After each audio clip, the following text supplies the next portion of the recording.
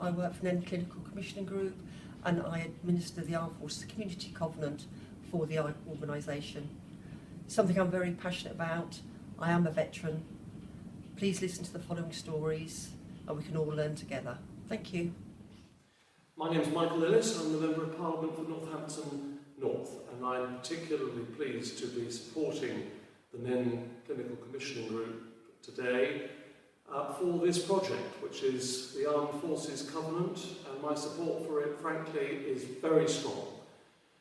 Important work is being done and needs to be done to support our veterans who have served the people of this country, their Queen and country, admirably in many different fields of conflict over many, many years.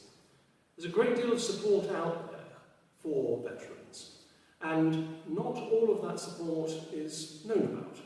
I think we need to do everything we can to encourage veterans to utilise the support that's available to them and to get out the message that this help is there and available for them to use. And I really support this project in order to do that.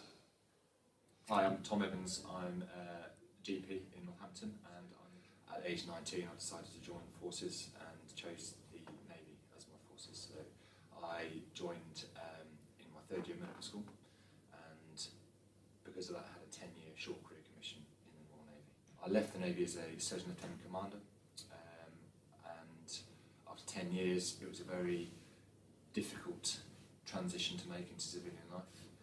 Not because it's a different way of life, but also because everything that we've experienced during the forces, it's very hard to have that transition into normal life. So we've been very active in promoting the Armed Forces Covenant and to start recording how many veterans we have on our list. It's not just physical health for the veterans, it's the mental health. And it's the mental health of what they experienced during the wars for the older generations, but also what they experienced for the newer generations of what's happening at the moment.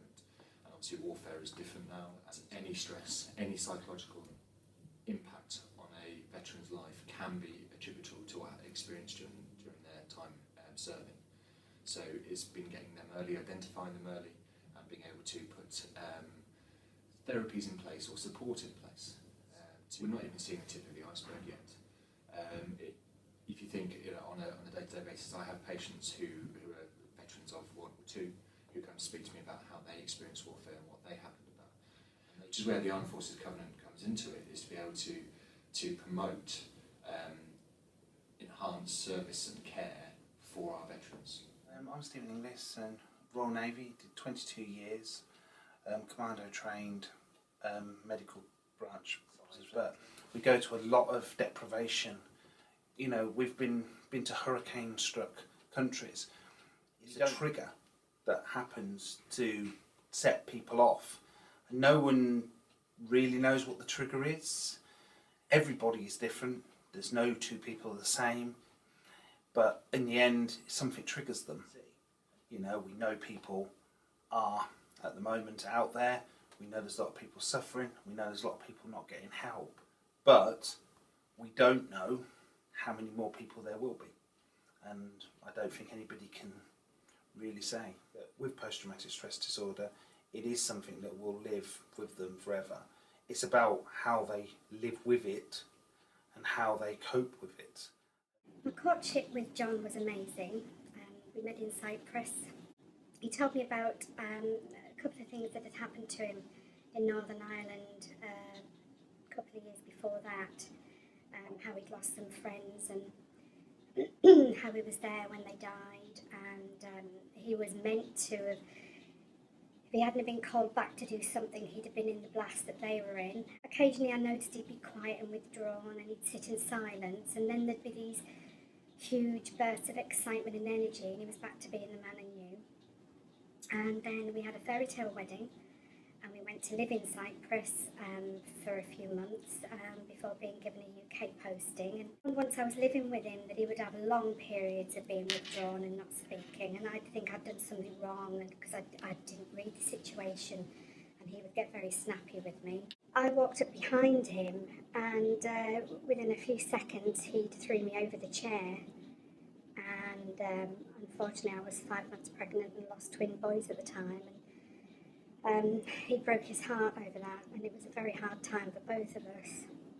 He was trying so hard not to withdraw after that, but it was as if he was being pulled back. You know, he kept apologising and what have you. 3 months after that, he was given a second tour of Northern Ireland, and the day he left, we both felt physically sick, you know, with the build-up and what have you. And we wrote 4 or 5 times a week, and I tried not to think about him patrolling, and I didn't watch any news or read anything. And his R&R came, and we were so excited to see each other. We had this stupid disagreement over nothing, and he hit me. I was stunned. He'd never ever attacked me before. But when he came back after his tour, he wasn't the same at all. None of his mates were killed or injured this time, but it was as if it triggered what had happened 2 or 3 years before. Now he would get angry incredibly quickly over minor things. Things were much worse, and I noticed before he went to work on a morning that he would go to the sideboard and he'd take a few swigs of whiskey.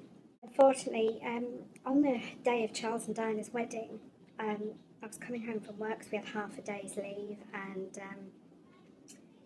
a young chap who worked in a naffy come running up behind me because I was carrying some shopping, and he was going out with a warrant officer's daughter who lived near us and offered to help me with the shopping.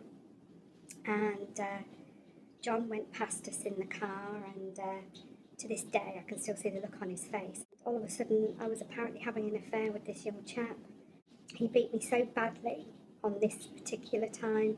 Something snapped inside of me, and I became so strong, and I just stood up and I managed to walk out the door.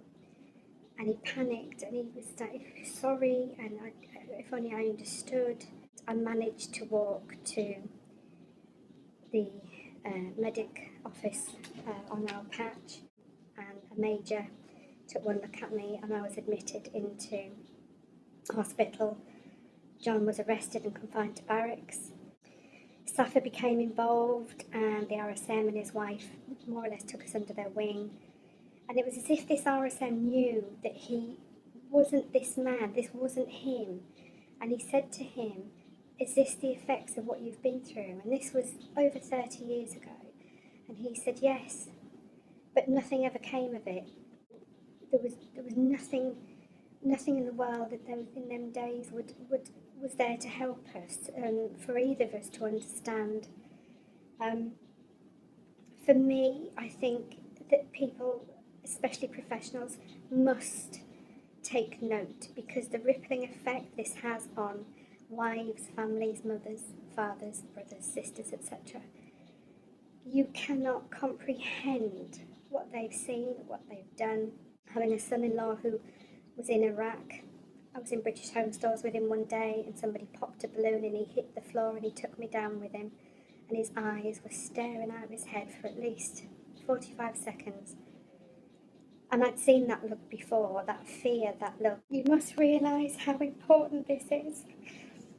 You have to realise the effects these men and women, what they have to do to keep us safe. And nobody's there to catch them when they fall. And there's certainly nobody there to catch us when we fall.